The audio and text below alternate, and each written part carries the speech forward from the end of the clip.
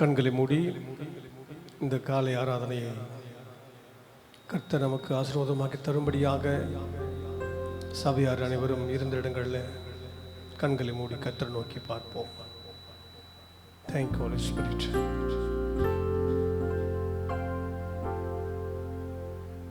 ஆண்டவரே, இந்த ஆராதனையை நீர் பொறுப்பெடுத்துக் கொள்ளும். ஒவ்வொரு நிமிடத்திலேயும் ஒவ்வொரு வார்த்தையிலையும் நீர் மாத்திரம் மகிமைப்படுவீராக, நீர் மாத்திரம் உயர்த்தப்படுவீராக. எல்லா ஜனங்களும் இந்த நாளை வீணடிக்காமல், நேரத்தை வீணடிக்காமல் நம்முடைய சமூகத்தில் அமர்ந்து ஆலயங்கள் திறப்பதற்கு சட்டங்கள் தடையாக இருந்தாலும் என் ஆண்டவர் நீர் ஜனங்களுடைய இதயத்தை திறந்து வார்த்தைகளை கேட்பதற்கு சூழ்நிலையை சாதகமாக்கி கொடுத்திருக்கிறீரே, அதை அவர்கள் நினைத்து உம்மோடு இணைந்து இந்த ஆராதனையில் பங்கெடுக்க உதவி செய்துள்ளோம்.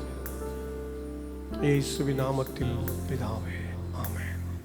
எல்லோரும் சேர்ந்து தெரிந்த ஒரு பாடலை கரங்களை தட்டி பாடுவோம். இந்த கண்மலையானவரே, என்னை காக்கும் தெய்வம் நீரே. கண்மலையானவரே, காக்கும் தெய்வம் நீரே. வல்லமை மாட்சிமை நிறைந்தவரே, மகிமைக்கு பாத்திரரே. வல்லமை மாட்சிமை நிறைந்தவரே, மகிமைக்கு பாத்திரரே. ஆராதனை உமக்கே, ஆராதனை உமக்கே, ஆராதனை உமக்கே, ஆராதனை உமக்கே, ஆராதனை உமக்கே, ஆராதனை உமக்கே, ஆராதனை உமக்கே, ஆராதனை உமக்கே.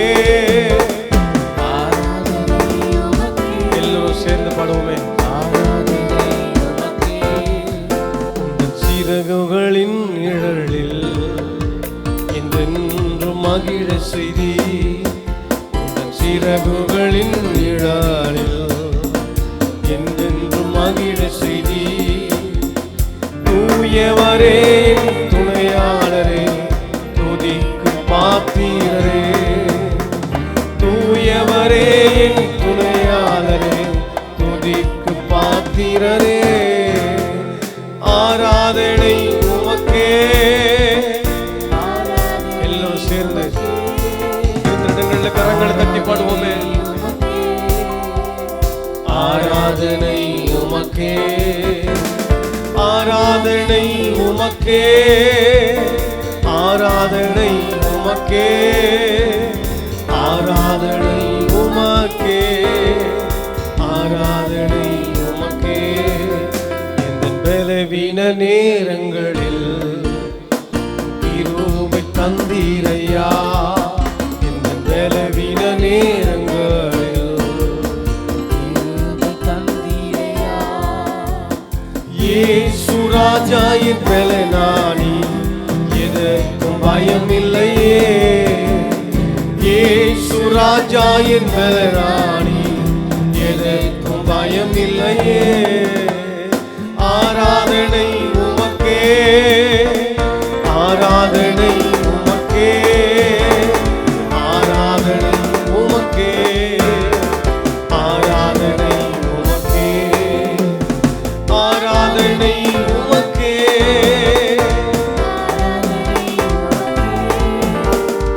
ஆராதனை உமக்கே, ஆராதனை உமக்கே. இந்த உயிருள்ள நாட்கள் எல்லாம் உம்மை புகழ்ந்து பாடிடுவே. உயிருள்ள நாட்கள் எல்லாம் உம்மை புகழ்ந்து பாடிடுவே. ராஜாணி செய்த நன்மைகளை எண்ணிய துதித்திடுவே. ராஜாணி செய்த நன்மைகளை எண்ணிய துதித்திடுவே. ஆராதனை உமக்கே, ஆராதனை உமக்கே, ஆராதனை உமக்கே, ஆராதனை உமக்கே, ஆராதனை உமக்கே, ஆராதனை உமக்கே, ஆராதனை உமக்கே, ஆராதனை உமக்கே. இருந்த இடங்களில் கண்களை மூடி கர்த்தரை நோக்கி கொஞ்சம் நேரம் வராது. வேதம் சொல்லுகிறது, என் நாமத்தினாலே எங்கு 2-3 பேர் கூடியிருக்கிறார்களோ அவர்கள் மத்தியில் நான் இருப்பேன் ஆண்டவர் சொல்லியிருக்கிறார். உண்மையாகவே ஆண்டவர் நம்ம மத்தியில் கடந்து வந்திருக்கிறார். முழு உள்ளத்தோடு ஆண்டவரை மாத்திரம் கொஞ்ச நேரம் ஆராதிப்போம். ஹல்லேலூயா, தேங்க்யூ ஜீசஸ். அப்பா, உம்மை நன்றியோடு ஸ்தோத்தரிக்கிறோம் தகப்பனே. ஆண்டவரே, உம்மை நன்றி இருதயத்தோடு நாங்கள் ஆராதிக்க வந்திருக்கிறோம் ஆண்டவரே. அப்பா, உம்மை ஸ்தோத்தரிக்கிறோம் ஐயா. துதிகளில் பிரியப்படுகிற தெய்வம் ஐயா. துதிகள் மத்தியில் நீங்கள் வாசம் பண்ணுகிற தேவாதி தேவன் ஆண்டவரே. நீங்கள் தான்ப்பா துதிக்கு பாத்திரர். ஹல்லேலூயா ஆண்டவரே.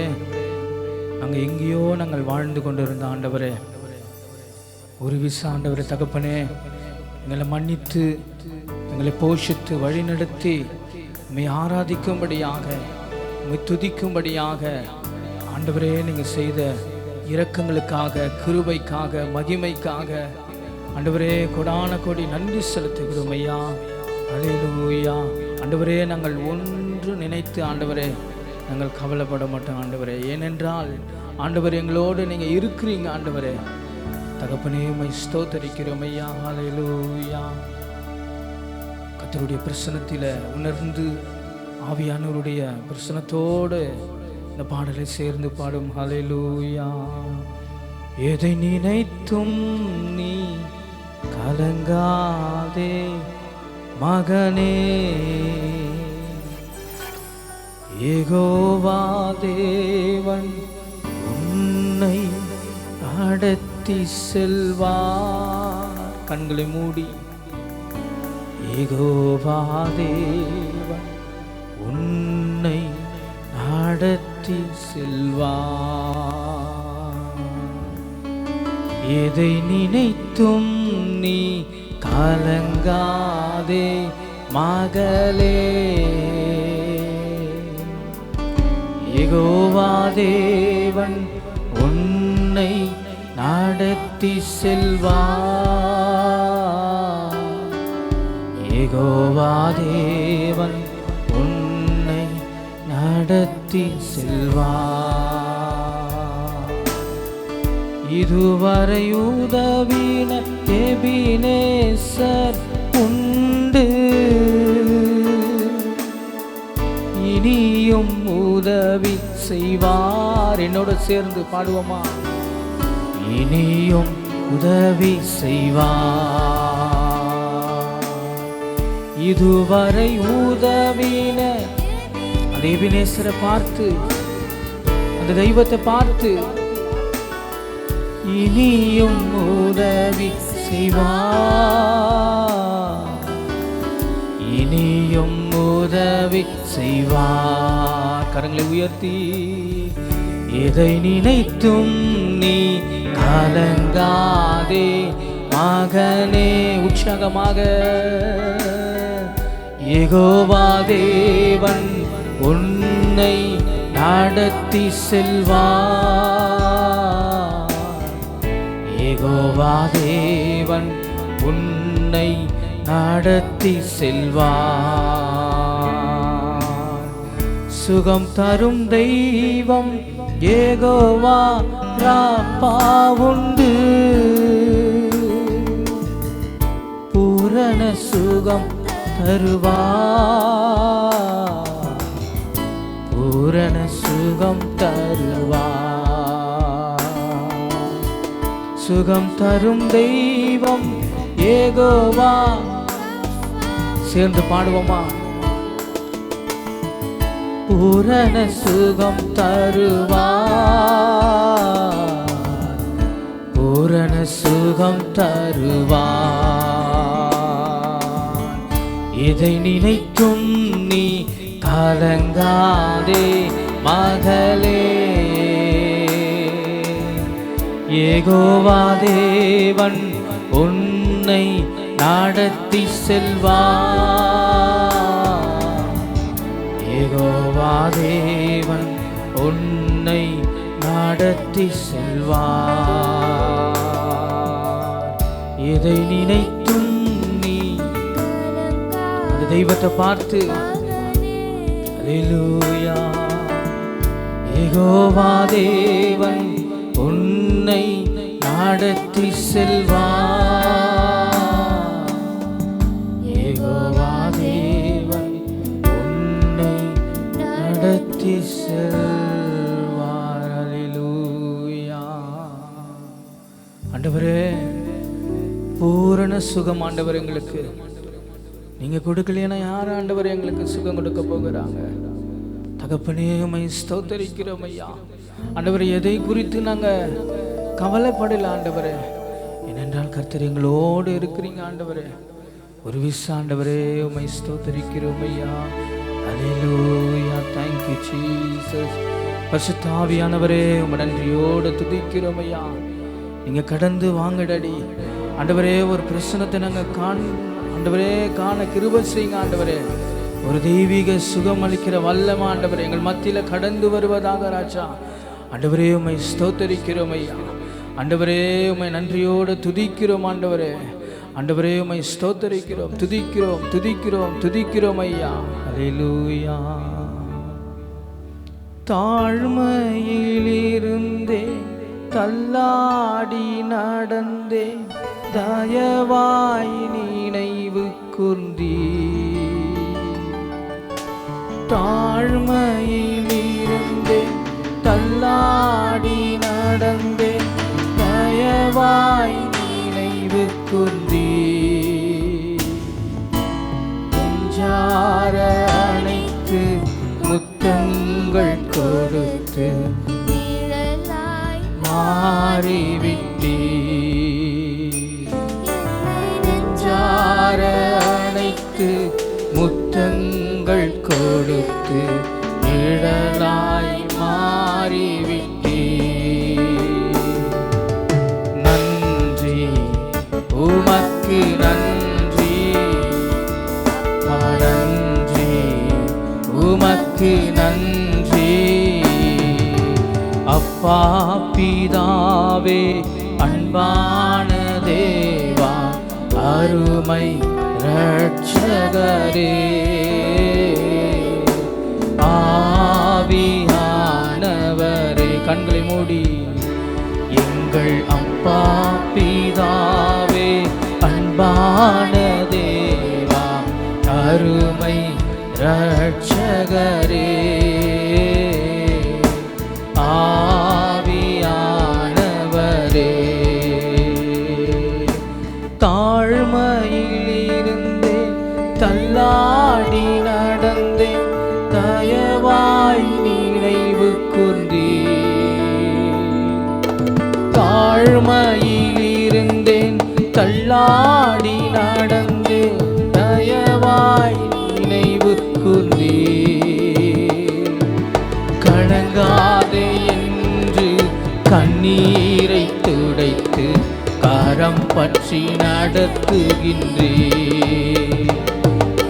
கலங்காதே என்று கண்ணீரை துடைத்து கரம் பற்றி நடத்துகின்றே. அப்பாவை பார்த்து நன்றி உமக்கு நன்றி, உற்சாகமாக நன்றி உமக்கு நன்றி. அப்பா பிதாவே, அன்பான தேவா, அருமை இரட்சகரே,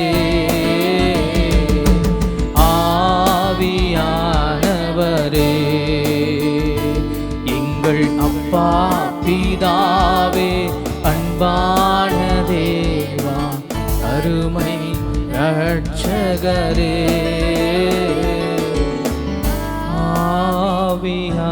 ஆவியானவர். ஜீசஸ். ஆண்டவரே, உங்கள் பிரசன்னத்திலே நாங்கள் இருக்கிறோம் ஆண்டவரே. அப்பா, அந்த மகிமை ஆண்டவரே, ஒரு மகிமையான பிரசன்னம் ஆண்டவரே எங்களை மூடிக்கொள்ளும்படியாக ராஜா. ஆண்டவரே, உம்மை ஸ்தோத்திரிக்கிறோம் ஐயா. ஹல்லேலூயா, ஹல்லேலூயா. கடைசியாக ஒரு பாடலை பாடி இந்த ஆராதனையை முடிப்போம். ஹல்லேலூயா. நீரே என் தஞ்சம், நீரே என் கோட்டை, நீரே என் ரட்சகர், நீரே ராஜா, நீரே என் தஞ்சம். கரங்களை உயர்த்தி தேவ பிரசன்னத்தோடு கோட்டை முழு உள்ளத்தோடு நீரே என் ரட்சகர். அவர்தான் நம்மளுக்கு ரட்சகர். நீரே ராஜா, நான் உம்மை தேடுவேன் நாள் முழுதும், நான் உம்மை சேவிப்பேன் வாழ்நாள் எல்லாம். எனதெல்லாவற்றிலும் நான் உம்மை நேசிப்பேன் இயேசுவே. நான் உம்மை தேடுவேன் நாள் முழுதும், நான் உம்மை நேசிப்பேன் வாழ்நாள் எல்லாம். எனதெல்லாவற்றிலும் நான் உம்மை நேசிப்பேன் இயேசுவே, இயேசுவே. கரங்களை உயர்த்தி ராஜா. கடைசியாக இயேசுவே தேவன், இயேசுவே மீட்பர், இயேசுவே.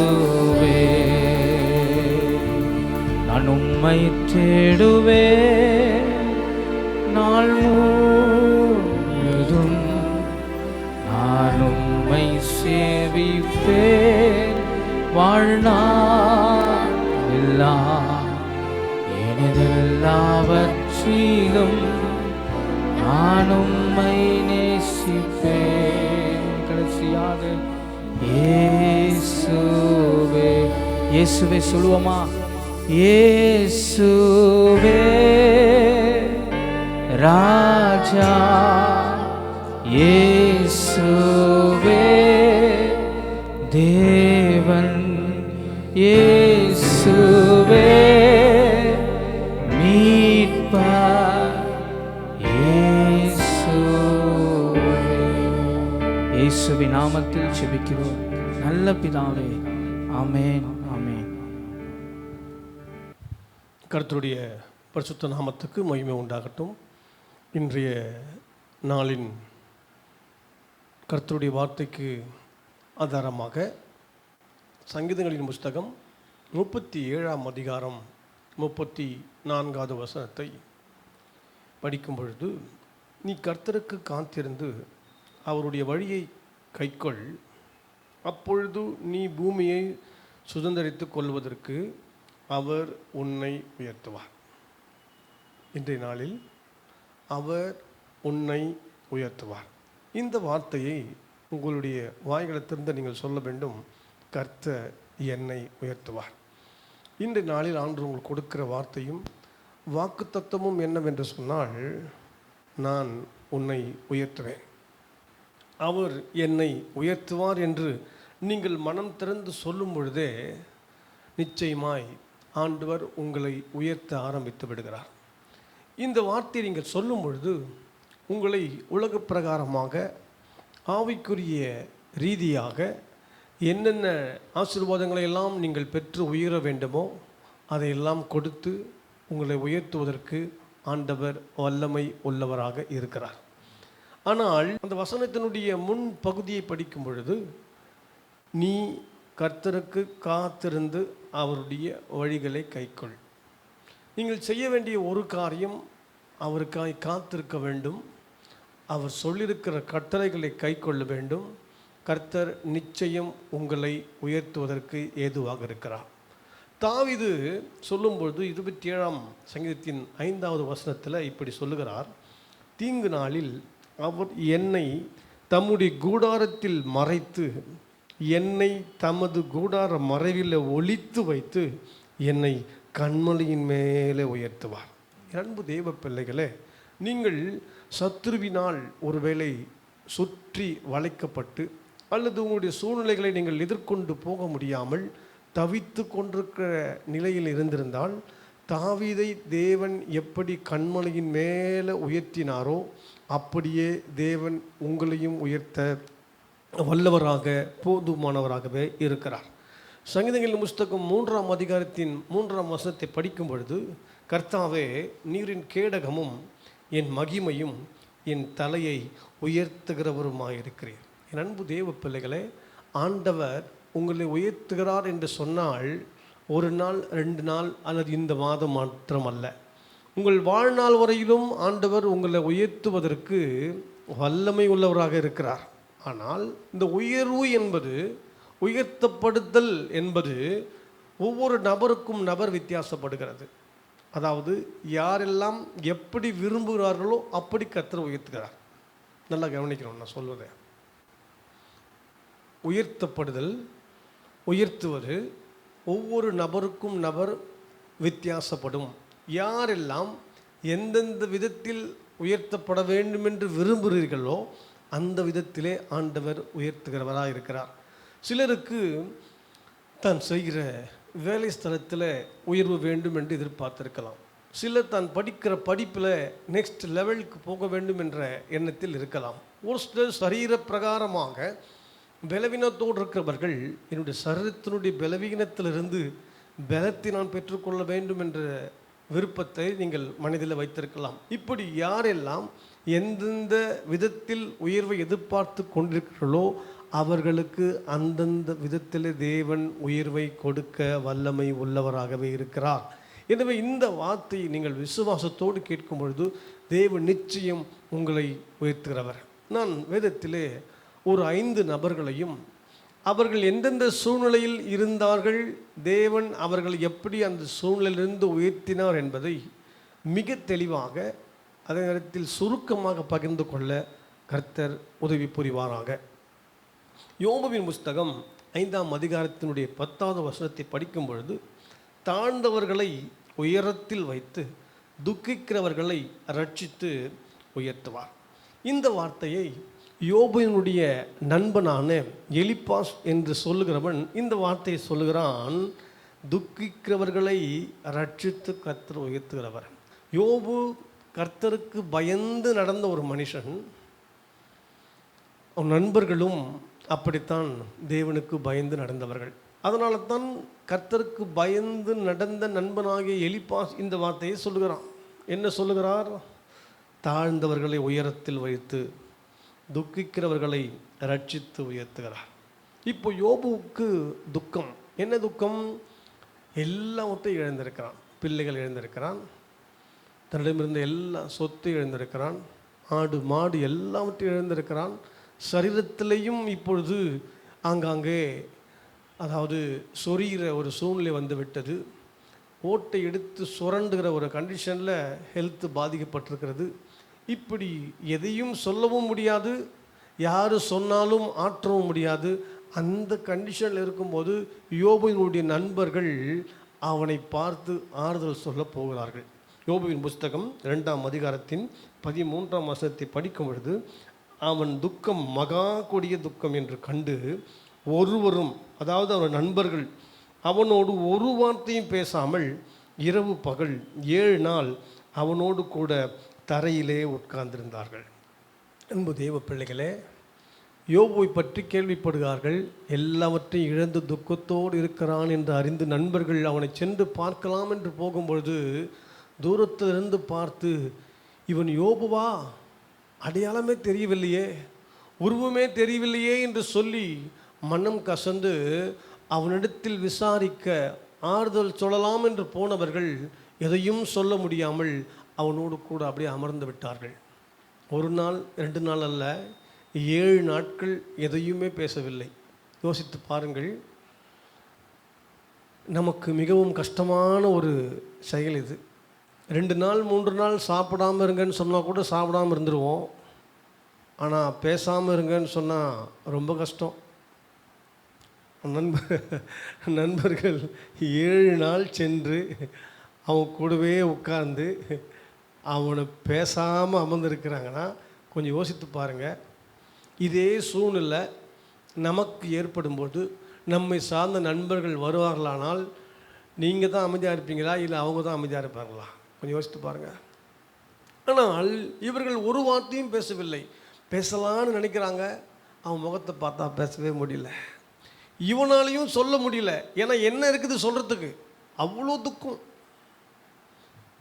ஆளுடைய அட்ரஸே தெரில. சொல்லுவாங்க பாருங்கள், ஆள் அட்ரஸே தெரிலப்பா அப்படின்னு. அந்த மாதிரி குலைந்து இருக்கிறான். என் அன்பு தேவ பிள்ளைகளே, யோபுவின் புஸ்தகம் 6ஆம் அதிகாரத்தின் 3ஆம் வசனத்தை படிக்கும் பொழுது என் துக்கம் சொல்லி முடியாது அப்படின்றான். 16ஆம் அதிகாரத்தின் 6வது வசனத்தில் நான் பேசினாலும் என் துக்கம் மாறாது, நான் பேசாமல் இருந்தாலும் எனக்கு என்ன ஆறுதல். யோசித்து பாருங்கள். என்ன அர்த்தம்?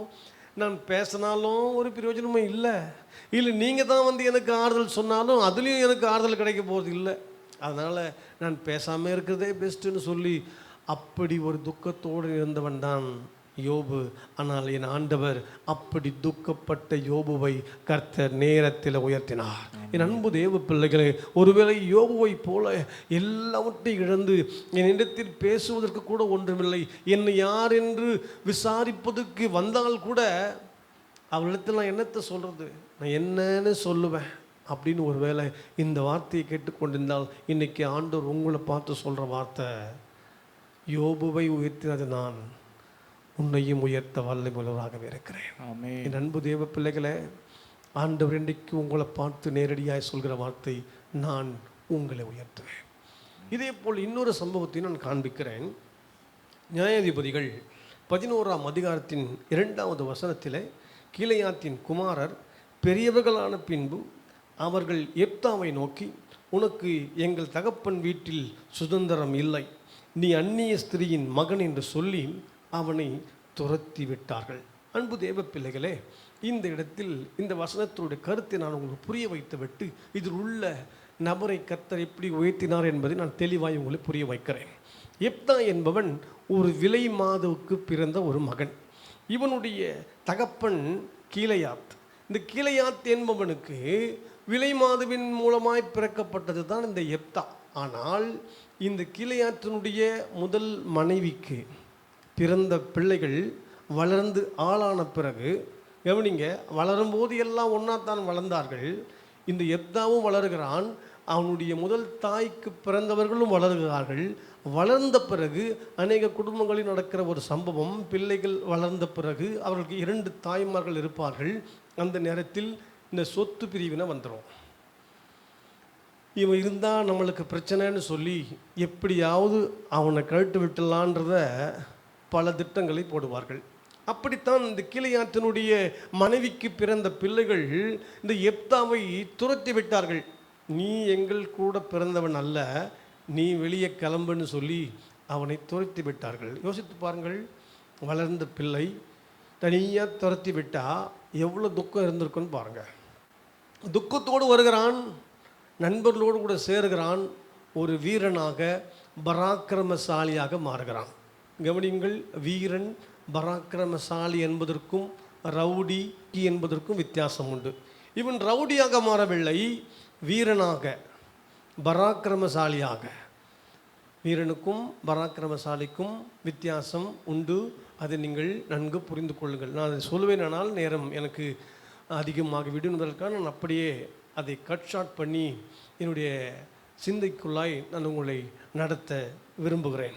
11ஆம் அதிகாரத்தின் 8வது வசனத்திலே, கீலேயாத்தின் குடிகளாகிய எங்கள் அனைவர் மேலும் தலைவனாக இருக்க வேண்டும், இதற்காக இப்பொழுது உம்மிடத்தில் வந்தோம் என்றார்கள். கவனிங்க, எந்த சகோதரர்கள் எப்தாவை விரட்டினார்களோ, நீர் இங்கு இருக்க வேண்டாம், நீ வெளியே கிளம்பு என்று சொல்லி யார் அவனை துரத்தினார்களோ அவர்களே அவனிடத்தில் அவனை தேடி கண்டுபிடித்து நீர் எங்களுக்கு தலைவனாக இருக்க வேண்டும் என்று சொல்லி விரும்பி கேட்டுக்கிறார்கள். கவனிங்க, அந்த நேரத்தில் எப்தா சொல்லுகிறான், நீங்கள் தானே என்னை வேண்டாம் என்று சொல்லி அனுப்பிவிட்டீர்கள், துரத்தி விட்டீர்கள், இப்பொழுது ஏன் என்னை தேடி வந்தீர்கள் என்று கேட்கிறான்.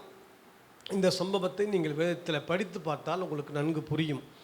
ஆனாலும் இவர்கள் அவனை விடுவதாக இல்லை. ஏன் தெரியுமா?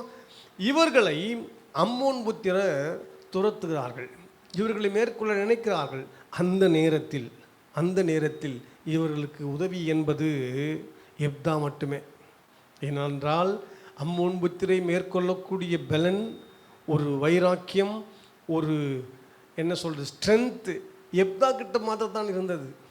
அன்பு தேவ பிள்ளைகளே, யார் எப்தாவை விரட்டினார்களோ அவர்களே சென்று நீர்தான் எங்களை ஆள வேண்டும், நீர்தான் எங்களுக்கு முதன்மையாக இருக்க வேண்டும் என்று சொல்லி அவனை உயர்த்துவதற்கு தேவன் ஏதுவாயிருந்தார். என் அன்பு தேவ பிள்ளைகளே, நான் என்ன சொல்லுகிறேன், இந்த வார்த்தையை கேட்கும் பொழுது ஒரு சிலருக்கு நிச்சயமாகவே தீர்க்க தரிசனமாகவே கர்த்தர் பேசிக் கொண்டிருக்கிறார். ஒரு சிலரை நீங்கள் வேண்டாம் என்று ஒதுக்கி, நீ என் குடும்பத்திலே இல்லை, நீ எங்கள் கூடவே பிறக்கலை, நீ யாரோ நான் யாரோ என்று சொல்லி தள்ளிவிட்டு இருக்கிற ஒரு சிலர் துக்கத்தோடு இந்த வார்த்தை கேட்டுக்கொண்டிருந்தால், எப்தாவின் வாழ்க்கையிலே தேவன் கிரியை செய்து தேவன் எப்தாவை உயர்த்த வல்லவரானால் உங்களையும் உயர்த்த வல்லவராக இருக்கிறார். என் அன்பு தேவ பிள்ளைகளே, உங்களுடைய துக்கம் எவ்வளவு பெரியதானாலும் எவ்வளவு கொடியதானாலும் யோபுவையும் எப்தாவையும் உயர்த்தின ஆண்டவர் உங்களையும் உயர்த்த வல்லவராகவே இருக்கிறார். இருந்த இடங்களில் கரங்களை தட்டி தேவநாமத்தை மகிமைப்படுத்துங்கள்.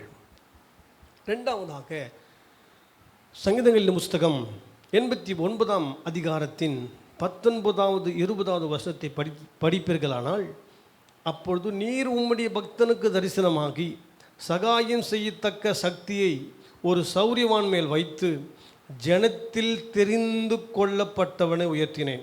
என் தாசனாகிய தாவீதை கண்டுபிடித்தேன், என் பரிசுத்த தைலத்தினால் அவனை அபிஷேகம் பண்ணினேன். என் அன்பு தேவ பிள்ளைகளே, இந்த வசனத்தை படிக்கும் பொழுது தெரிந்து கொள்ளப்பட்டவனை உயர்த்தினேன்.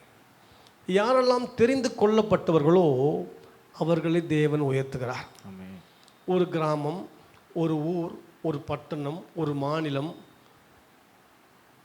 எப்படி இருந்தாலும் அதிலே ஒருவனை முதன்மையாய் வைப்பார்கள், தெரிந்து கொள்வார்கள், லீடராக தெரிந்து கொள்வார்கள்.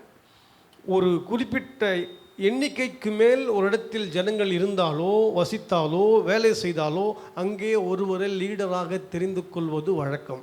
அப்படித்தான் இப்பொழுது தெரிந்து கொள்ளப்பட்ட ஒரு நபர் யார், தெரிந்து கொள்ளப்பட வேண்டிய ஒரு நபர் யார் என்று நினைக்கும் பொழுது தாவீதை தெரிந்து கொள்கிறார்கள்.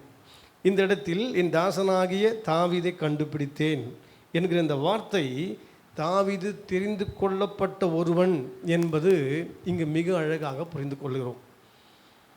இப்பொழுது சாமுவேல் தீர்க்கதரிசி சவுலுக்கு பின்பாக தாவீதை ராஜாவாக அபிஷேகம் பண்ண வேண்டும் என்று சொல்லி ஈசாயினுடைய வீட்டுக்கு போகிறார்.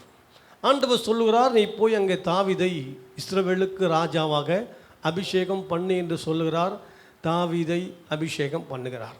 அன்பு தேவ பிள்ளைகளே, ஒருவேளை ஆண்டவர் சாமுவேலிடத்தில் நீ போய் ஒருத்தனை போய் அவங்க வீட்டில் அபிஷேகம் பண்ணு அப்படின்னு சொல்லியிருந்தால் நிச்சயமாக சாமுவேல் முதல் மகனை, ஏனென்று சொன்னால் முதல் மகன் நல்ல ஹைட்டு வெயிட்டுமாக பயங்கர அட்மாஸ்பியர் பார்க்கும் போதே அப்படி இருக்கும், இவன்தான் ராஜாவுக்கு சரியான ஆள் என்ற அளவுக்கு தோற்றமுடைய உள்ளவனாக இருந்தான். அவனைத்தான் சாமுவேல் ராஜாவாக அபிஷேகம் பண்ணியிருப்பார். ஆனால் நீங்கள் நானும் நினைப்பது போல ஆண்டவர் வெளித்தோற்றத்தை பார்க்கிற தெய்வம் அல்ல. அவன் ஒருவேளை குள்ளமாயிருந்தாலும், அவன் எதற்குமே உதவாக்கரையாயிருந்தாலும் தெரிந்து கொள்ளப்பட்டவன் என்று சொல்லும்பொழுது வேதம் அழகாய் சொல்வது தாவீது தெரிந்து கொள்ளப்பட்டவன். என் அன்பு தேவ பிள்ளைகளே, ஒருவேளை மனிதர்களால் தெரிந்து கொள்ளப்படுவதற்கு நீ சரியான ஆள் இல்லை என்றாலும் ஆண்டவர் உன்னுடைய வெளித்தோற்றத்தை பார்க்கிறவர் அல்ல, உன்னுடைய உள் காரியங்களை கர்த்தர் பார்த்து உங்களை உயர்த்த வல்லவராக இருக்கிறார். ஆமென். என் அன்பு தேவ பிள்ளைகளே, இங்கே இந்த வார்த்தையை கேட்டுக்கொண்டிருக்கிற நீங்கள் உண்மையாகவே தெரிந்து கொள்ளப்பட்டவர்கள். நீங்கள் தெரிந்து கொள்ளப்பட்டவர்களானால் உண்மையாகவே நீங்கள் பாக்கியவான்கள். நான் சொல்லுகிற ஒரு சில வசனங்களை மாத்திரம் நீங்கள் வீடுகளில் சென்று படியுங்கள். 2 சாமுவேல் 22ஆம் அதிகாரத்தின் 49வது வசனம், சங்கீதம் 18:48 படிப்பீர்களானால், எனக்கு விரோதமாய் எழும்புகிறவர்கள் மேல் என்னை உயர்த்தி கொடுமையான மனுஷனுக்கு என்னை தப்புவிக்கிறேன். 2 சாமுவேல் 22:44 படிப்பீர்களானால், ஜாதிகளுக்கு என்னை தலைவனாக வைக்கிறீர். 23ஆம் அதிகாரத்தின் முதல் வசனத்தை படிப்பீர்களானால், தாவீதினுடைய கடைசி வார்த்தைகள் என்று சொல்லப்பட்டு மேன்மையாக உயர்த்தப்பட்டு, இதெல்லாம் தாவீதே தன் வாயினால் சொல்லுகிறான், கர்த்தர் என்னை இப்படியெல்லாம் மேன்மையாய் வைத்து உயர்த்திருக்கிறார், ஜாதிகளுக்கு தலைவனாக வைத்திருக்கிறார், என்னை எந்த அளவுக்கு மேன்மைப்படுத்த முடியுமோ அந்த அளவுக்கு மேன்மைப்படுத்த முடியும் என்று தாவீது தன் வாயினால் சொன்ன வார்த்தையை தான் இப்பொழுது படித்தோம். அன்பு தேவ பிள்ளைகளே, ஒரு மனிதனை தேவன் உயர்த்துகிறார் என்று சொன்னால் அவனுக்கு என்னென்ன தேவைகளோ அவன் எல்லாவற்றையும் சந்திப்பார். தாவீதுக்கு தேவை இருந்தது. தாவீதுக்கு வீடு இல்லை, வாசல் இல்லை. ஆனால் தேவன் இவனுக்கு வீடு தேவை என்று அறிந்து 1 நாளாகமும் 14ஆம் அதிகாரத்தின் முதல் 2 வசனங்களை படிக்கும் பொழுது, தீருவின் ராஜாவாகிய ஈராம் என்பவன் தாவீதினிடத்தில் தன்னுடைய ஸ்தானாதிபதிகளை அனுப்பி தாவீதுக்கு வீடு கட்டுவதற்கு தேவையான அத்தனை பொருட்களையும் அதை செய்வதற்கான பணியாட்களையும் அனுப்பினான். நல்லா கவனிங்க, ஆண்டவர் ஒருத்தனை உயர்த்தணும்னு முடிவு பண்ணிட்டா அவனுக்கு என்ன தேவையோ அதை சந்திக்கிறார். கவனிங்க, தாவீதுக்கு எல்லா மெட்டீரியல்ஸ் போதும், வீடு கட்டுவதற்கான அனைத்து பொருட்களும் போகிறது, அதை செய்வதற்கான வேலையாட்களும் போகிறார்கள். நான் இப்படி உங்களுக்கு புரிய வைக்கிறேன். எல்லா மெட்டீரியலும் போன பிறகு கூடவே எலக்ட்ரிஷியன், பிளம்பர், மேஷன், கார்பெண்டர், இன்னும் யாரெல்லாம் போய் அந்த வீடை கட்டி முடிக்கணுமோ அவங்க எல்லாரையும் தேவன் கூடவே அனுப்பி வைக்கிறார். அன்பு தேவ பிள்ளைகளை, ஆண்டவர் யார் தெரியுமா உயர்த்துறாரு? தெரிந்து கொள்ளப்பட்டவனை கர்த்தர் உயர்த்துகிறார். அன்பு தேவ பிள்ளைகளை, இந்த வார்த்தையை நீங்கள் கேட்டுக்கொண்டிருக்கும் பொழுதே தெரிந்து கொள்ளப்பட்ட உங்கள் மேலே அன்பு வைத்து கர்த்தர் உயர்த்த வல்லவராகவே இருக்கிறார். அடுத்த ஒரு காரியத்தை நான் சொல்லுகிறேன். சங்கீதங்களின் புஸ்தகம் 147ஆம் அதிகாரத்தின் 6வது வசனத்தை படிக்கும் பொழுது, கர்த்தர் சாந்த குணமுள்ளவர்களை உயர்த்துகிறார், துன்மார்க்கரை தரை மட்டும் தாழ்த்துகிறார்.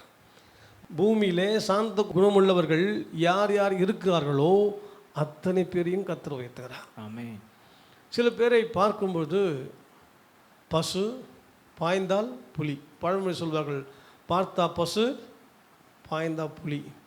பார்ப்பதற்கு பசு போல தான் இருப்பார்கள், மிகவும் ரொம்ப சாஃப்டாக இருக்கார்ப்பா அப்படின்னு. ஆனால் பாய்ந்தா புலி என்று சொல்வது போல எரிந்து விழுவார்கள். அவ்வளவு கோபம், வாயை திறந்தா அவ்வளோ கோபம்தான். முகத்தை பார்த்தா எப்போவுமே பார்த்தீங்கன்னா அவங்க முகத்தில் அவ்வளோ ஒரு கோபமான ஒரு தோற்றங்கள் தெரிந்து கொண்டே தான் இருக்கும்.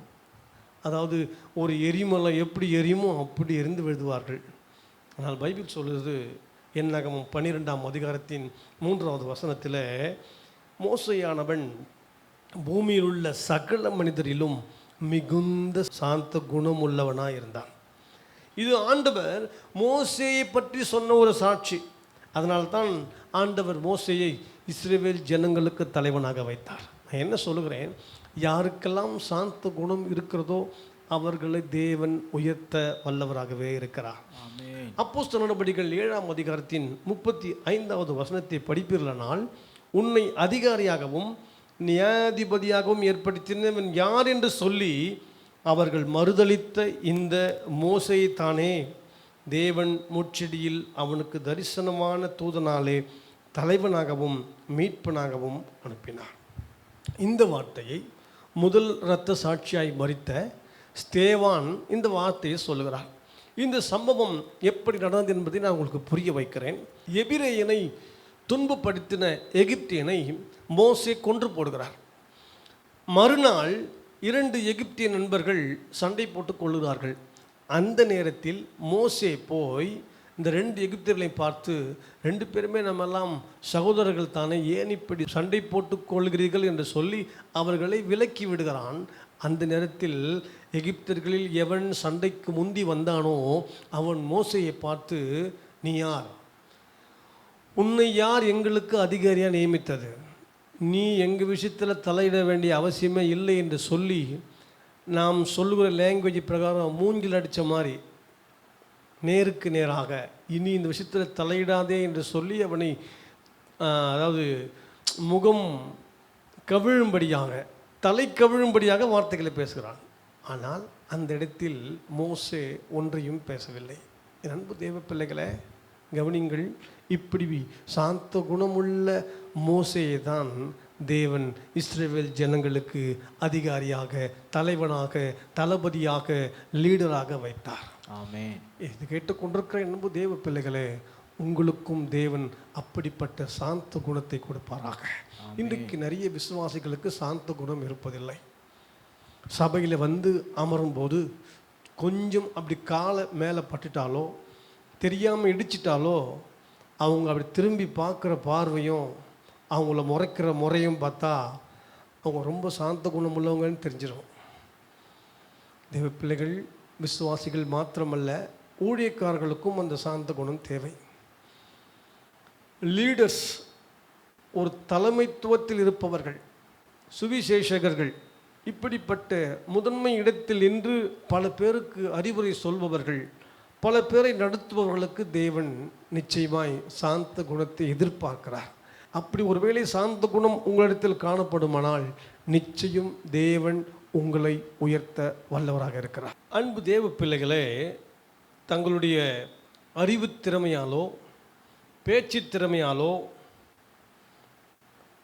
தாங்கள் உயர்த்தப்பட வேண்டும் என்று நினைப்பவர்களை கர்த்தரால் ஒரு நாளும் உயர்த்த முடியாது. தேவ நீதிக்காக, தேவனுடைய பரிசுத்தத்திற்காக மிகுந்த சாந்த குணத்தோடு இருப்பவர்களைத்தான் தேவன் தலைவனாக உயர்த்த முடியும். நிச்சயமாக மோசேயை உயர்த்தினவர் உங்களையும் உயர்த்த வல்லவராகவே இருக்கிறார். ஆனால் உங்களுக்குள்ளே இருக்க வேண்டியது சாந்த குணம். அன்பு தேவ பிள்ளைகளே, ஒருவேளை இதுவரையிலும் உள்ள குணமெல்லாம் நான் ஆரம்பத்தில் சொன்ன பார்த்தால் பசு பாய்ந்தால் புலி என்பது போல, பார்ப்பதற்கு பசுவை போல நீங்கள் காணப்பட்டாலும் உங்களுக்குள் இருக்கிற புலியின் சுவாபத்தை மாற்றி மோசேயை போல சாந்தமான சுவாபத்தை உங்களுக்குள் வைத்துக் கொள்ளுங்கள். கர்த்தர் நிச்சயமாய் உங்களை உயர்த்த வல்லவராகவே இருக்கிறார். 4வதாக 1 சாமுவேல் 2ஆம் அதிகாரத்தின் 8வது வசனத்தில், அவர் சிறியவனை புழுதியிலிருந்து எடுத்து எளியவனை குப்பையிலிருந்து உயர்த்துகிறார். அன்புக்குரியவர்களே, சிறுமையும் எளிமையுமானவர்களை ஆண்டவர் உயர்த்த வல்லவராகவே இருக்கிறார். சிறுமையும் எளிமையுமானவர்கள் கர்த்தரை நோக்கி பார்க்கும் பொழுது அவருடைய கண்கள் கர்த்தரின் மேலே பதிக்கப்படுமாயின் நிச்சயமாய் ஆண்டவர் உங்களை உயர்த்த வல்லவராகவே இருக்கிறார். நான் ஒரு சம்பவத்தை வேதத்திலிருந்து காண்பிக்கிறேன். ஐஸ்வர்யவான் இருக்கிறான். அவன் வீட்டினுடைய வாசலில் லாசரு என்று சொல்லுகிற ஒருவன் தரித்திரனும் இருக்கிறான். இந்த ஐஸ்வர்யவான் சாப்பிட்டு கீழே சிந்துகிறது தான் இந்த ஐஸ்வர்யவான் சாப்பிடுவான். இவனுடைய உடம்பில் முழுவதுமாக பற்கள் வந்துவிட்டது. இவனால் ஒன்றுமே செய்ய முடியாது. இவர்கள் மிச்சம் மீதி போடுகிற எச்சிலை தான் இவன் சாப்பிட்டு கொண்டிருந்தான். ஆனால் 2 பேரும் மரிக்கிறார்கள். இந்த லாசருடைய மரணம் மிக சிம்பிளாக எடுத்துக்கொண்டு செல்லப்படுகிறது. ஆனால் ஐஸ்வர்யவான் மரிக்கிறான். பயங்கர பந்தாவாக எடுக்கும்போது ஒரு 1000 வாலா வெடி, அதுக்கப்புறம் பயங்கர மேலதாளங்கள், தெருவெல்லாம் பட்டாசு, பணத்தை வாரி இறைத்து இந்த அடக்கம் நடந்து கொண்டிருக்கிறது. ஆனால் இவன் மிக எளிமையான முறையில் அடக்கம் செய்யப்பட்டான். எப்படி அடக்கம் செய்தாலும் ஆண்டவர் அடக்கம் எப்படி செய்தார்கள், எப்படி வாழ்ந்தார்கள் என்பது தேவன் பார்க்கவில்லை. சிறுமையும் எளிமையுமானவனை கர்த்தர் உயர்த்துகிறார் என்ற வசனத்தின்படி இந்த லாசரு ஆபிரகாமினுடைய மடியிலே உயர்த்தப்பட்டான். ஐஸ்வர்யவானோ பாதாளத்தில் இருந்தான்.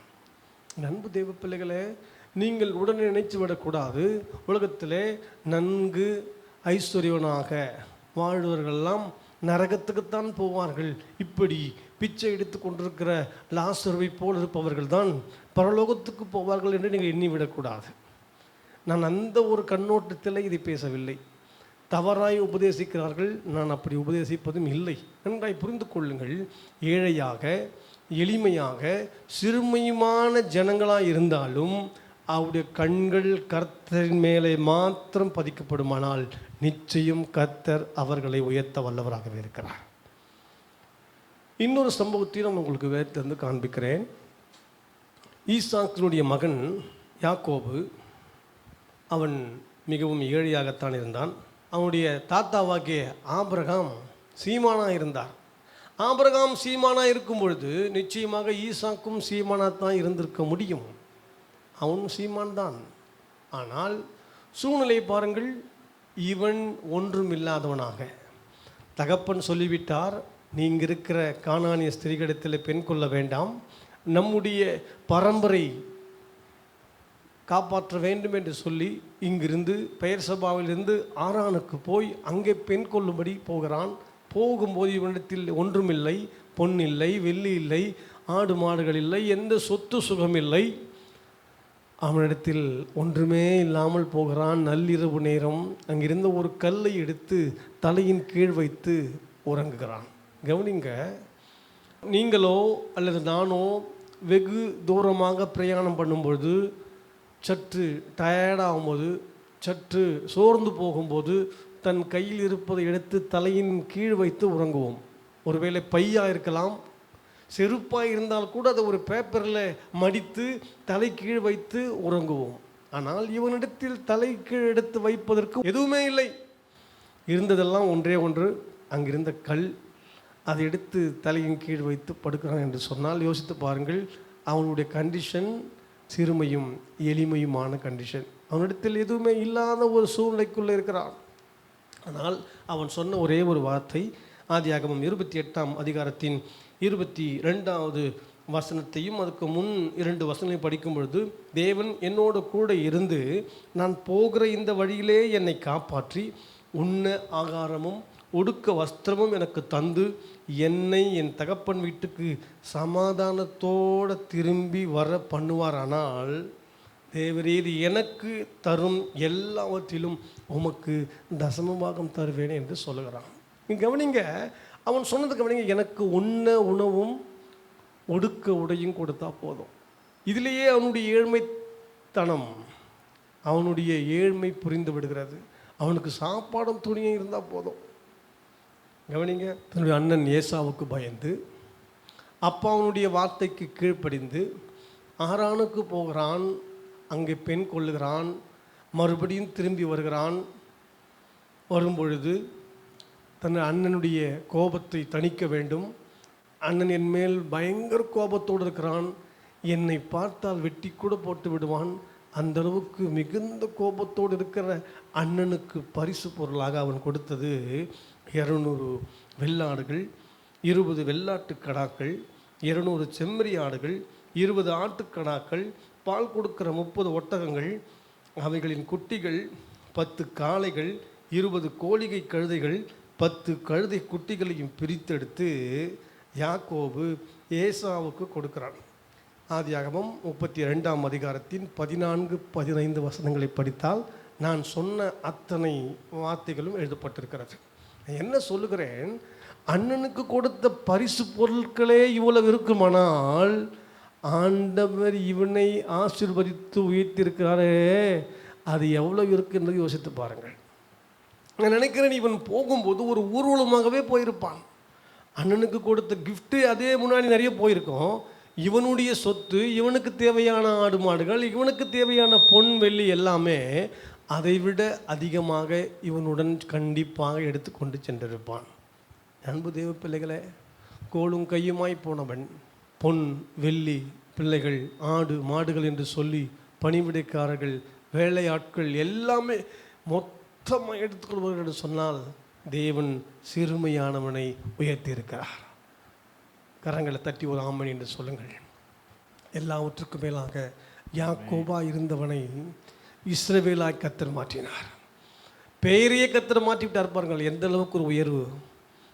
12 கோத்திரத்துக்கு தகப்பனாக, 12 கோத்திரத்துக்கு ஒரு தலைவனாக கர்த்தர் அவனை வைத்தார். அது மாத்திரமல்ல, யாக்கோபின் மகனாகிய யூதாவின் கோத்திரத்தில் இருந்து தான் இயேசு கிறிஸ்து பிறந்தார் என்ற அளவுக்கு ஆண்டவர் அவனை உயர்த்தியிருக்கிறார்.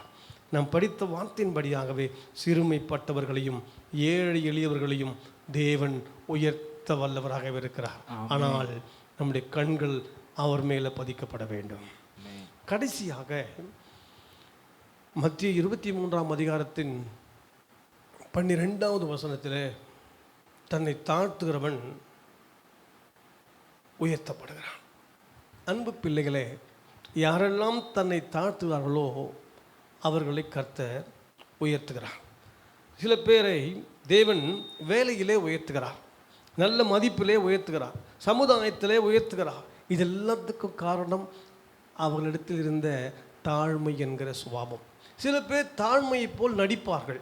இந்த நடிப்பு என்பது சினிமாவிலையும் சீரியல்லையும் மாத்திரமல்ல, இந்த தாழ்மை என்கிற ஆக்டிங், பயங்கர ஆக்டிங் சில பேர்கிட்ட அப்படியே நடிப்பார்கள் பாருங்கள், அப்படியே தாழ்மையாக இருக்கிற மாதிரி. ஆனால் வெளியே தாழ்மை போல் நடிப்பார்கள், உள்ள அவ்வளோ இருக்கும்.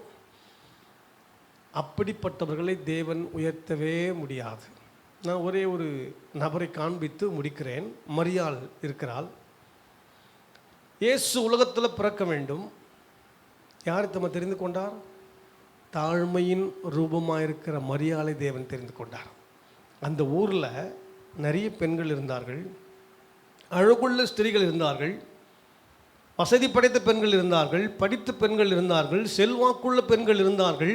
ஆனால் இயேசு என்கிறவர் பிறப்பதற்கு இந்த மரியாள் ஒரு கருவியாய் ஆவியானவர் ஆண்டவர் பயன்படுத்தினார் என்று சொன்னால் மரியாளிடத்தில் இருந்த அந்த தாழ்மையினுடைய உருவம். அன்பு தேவ பிள்ளைகளே, மரியாள் சொல்லுகிற வார்த்தை என்ன தெரியுமா? லூக்கா 1ஆம் அதிகாரத்தின் 52வது வசனத்தில் பலவான்களை ஆசனங்களிலிருந்து தள்ளி தாழ்மை உள்ளவர்களை உயர்த்தினார். என் அன்பு தேவ பிள்ளைகளே, யாரெல்லாம் தாழ்மை உள்ளவர்களாக இருக்கிறார்களோ அவர்களை தேவன் உயர்த்த வல்லவராகவே இருக்கிறார். புத்தி கூர்மையான பெண்கள் இருந்தார்கள், செல்வம் நிறைந்த பெண்கள் இருந்தார்கள், பணக்கார பெண்கள் இருந்தார்கள். ஆனால் அவர்கள் மேலெல்லாம் கர்த்தருடைய கண்கள் படாமல் மரியாளின் மேல் கர்த்தருடைய கண்கள் படுவதற்கு காரணம் மரியாளிடத்தில் இருந்த தாழ்மை. என் அன்பு தேவ பிள்ளைகளே, உங்களிடத்தில் தாழ்மை இருக்குமானால் நிச்சயம் கர்த்தர் உங்களை உயர்த்த வல்லவராகவே இருக்கிறார். இந்த தாழ்மை என்பதற்கு அநேக உதாரணங்கள் என்னால் சொல்ல முடியும், ஆனால் அவற்றை சொல்வதற்கு நேரமில்லை. ஒரே ஒரு நபரை காண்பித்தேன். மரியாளை கர்த்தர் உயர்த்தினதுக்கு காரணம் அவரிடத்திருந்த தாழ்மை. அன்புக்குரியவர்களே, ஆண்டவர் இன்றைக்கு உங்களுக்கு கொடுத்த வார்த்தை தெரியுமா? நீ கர்த்தருக்கு காத்திருந்து அவருடைய வழியை கைக்கொள், அப்போது அவர் உன்னை உயர்த்துவார். நிச்சயம் கர்த்தர் உங்களை உயர்த்துவார். இந்த வார்த்தை உங்கள் குடும்பத்திலேயும் உங்கள் வாழ்க்கையிலையும் பலிப்பதாக. துக்கப்படுகிறவர்களை கர்த்தர் உயர்த்துகிறவர். துக்கப்பட்டு கொண்டிருந்த யோபுவையும் எப்தாவையும் தேவன் உயர்த்தினார். தெரிந்து கொள்ளப்பட்டவனாகிய தாவீதை கர்த்தர் உயர்த்தினார். சாந்த குணமுள்ள மோசேயை கர்த்தர் உயர்த்தினார். எளிமையும் சிறுமையுமான லாசருவையும் யாக்கோபையும் தேவன் உயர்த்தினார். தாழ்மை உள்ள மரியாளை தேவன் உயர்த்தினார். என் அன்பு தேவ பிள்ளைகளே, ஆண்டவர் உயர்த்தின இந்த 5-6 நபர்களை நான் காண்பித்தேன். இதல்ல, இது கேட்டுக்கொண்டிருக்கிற அநேகரை தேவன் உயர்த்தி இருப்பது உண்மையானவள். உயர்த்தப்பட்டவர்கள், ஆண்டவரே என்னை இந்த அளவுக்கு உயர்த்திருக்கிறே, அதற்காக உமக்கு நன்றி என்று சொல்லுங்கள். ஒருவேளை ஆண்டவர் என்னை உயர்த்த வேண்டும் என்ற ஒரு வாஞ்சி உங்களுக்கு இருக்குமானால், ஆண்டவரே என்னை ஒப்பு கொடுக்கிறேன், என்னையும் உயர்த்துங்க, உங்களுடைய கிருபை என் மேல வைங்கப்பா. தாழ்மையுள்ள மரியாளை உயர்த்தினது உண்மையானால் எங்களையும் உயர்த்துவீராக. ஆமென். Thank you Jesus. மனதில் ஆண்டவரை மாத்திரம் நினைத்து, ஆண்டவர் யாரையெல்லாம் உயர்த்தினாரோ அவர்களை நினைத்து, உங்களுடைய சிந்தைக்குள்ளாக கர்த்தரை நோக்கி பார்த்து, உங்களுடைய கிருபை என் மேல் பொழிவீராக, உம்முடைய கிருபையை எனக்கு கர்த்தாவே கொடுப்பீராக, என்னையும் உயர்த்தும் என்று சொல்லுங்கள். நிச்சயமாய் கர்த்தர் உங்களை உயர்த்த வல்லவராகவே இருக்கிறார். ஹல்லேலூயா, ஆமென். தம் கிருபை பெரிதல்லோ, என் ஜீவனிலும் அதே இம்மட்டும் காத்ததுவே, இன்னும் தேவை கிருபை தாருமே, இன்னும் தேவை கிருபை தாருமே. தம் கிருபை பெரிதல்லோ, என் ஜீவனிலும் அதே இம்மட்டும் காத்ததுவே, இன்னும் தேவை கிருபை தாருமே. ரெண்டு கரங்களை உயர்த்தி, இன்னும் தேவை கிருபை தாருமே. தாழ்மை உள்ளவர்களுக்கு தேவன் கிருபை அளிக்கிறார். தாழ்மை உள்ளவனிடம் தங்கிடுதே கிருபை, தாழ்மை உள்ளவனிடம் தங்கிடுதே கிருபை. வாழ்நாளெல்லாம் அது போதுமே, சுகமுடன் தம்பலமுடன் வாழ்நாளெல்லாம் அது போதுமே, சுகமுடன் தம்பலமுடன் சேவை செய்ய கிருபை தாருமே, சேவை செய்ய கிருபை தாருமே. சேர்ந்து பாடுவோமா? தம் கிருபை பெரிதல்லோ, என் ஜீவனிலும் அதே இம்மட்டும் காத்ததுவே, இன்னும் தேவை கிருபை தாருமே, இன்னும் தேவை கிருபை தாருமே.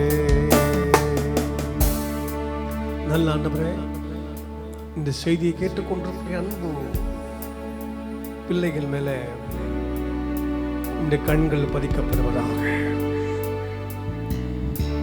அவர்களும் தன்னுடைய கண்களை உங்கள் மேல் பதிப்பார்களாக. கர்த்தருக்கு காத்திருந்து அவர்களுடைய வழிகளை கைக்கொள்வர்களை நீ உயர்த்துவீர்.